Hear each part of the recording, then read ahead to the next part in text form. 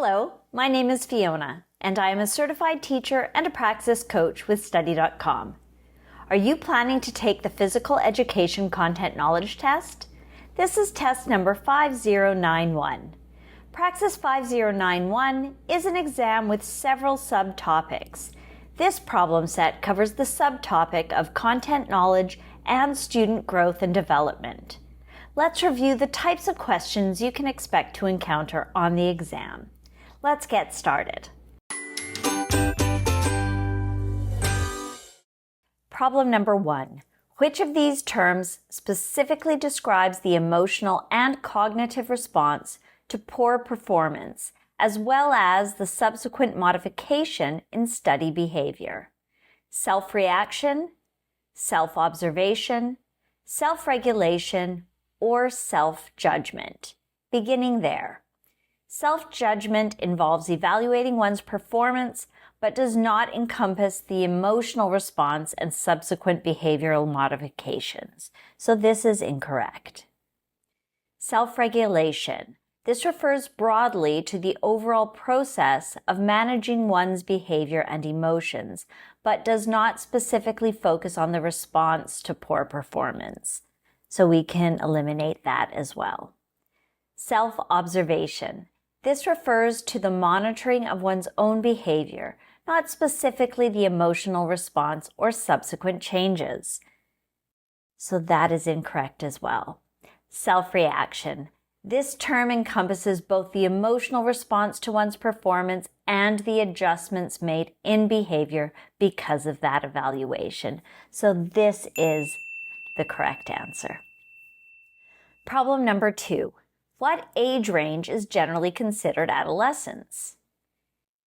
Ages 15 to 22. This range includes late adolescence and young adulthood, extending beyond typical adolescence. So we can eliminate that.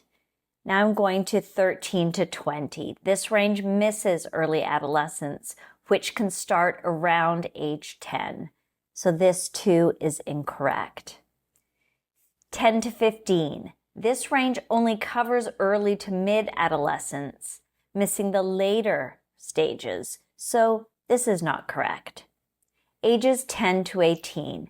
This range captures the period from the onset of puberty to the legal age of adulthood, covering the key developmental stages of adolescence, and therefore the correct answer. Problem number 3.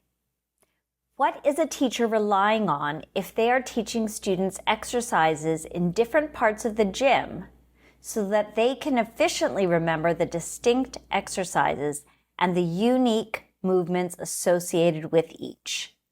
Chunking, method of loci, acrostic method, or keyword technique? Beginning at the bottom. This involves associating a word with a similar sounding word or image, not linking information to specific locations. So this is not correct. Acrostic method. This uses the first letters of words to create a memorable phrase, not physical locations. Chunking. This involves breaking information into smaller, manageable units and not associating with locations. So this is incorrect as well. Method of loci. This mnemonic technique involves associating information with specific locations. Teaching exercises in different parts of the gym helps students remember distinct exercises by linking them to unique physical locations, and therefore it's the correct answer. I trust I was able to clarify the types of questions you will find about the subtopic of content knowledge and student growth and development for the Praxis 5091 exam. Please remember to like and subscribe to this channel so that with Study.com's help, you will feel confident and prepared on exam day. Bye for now.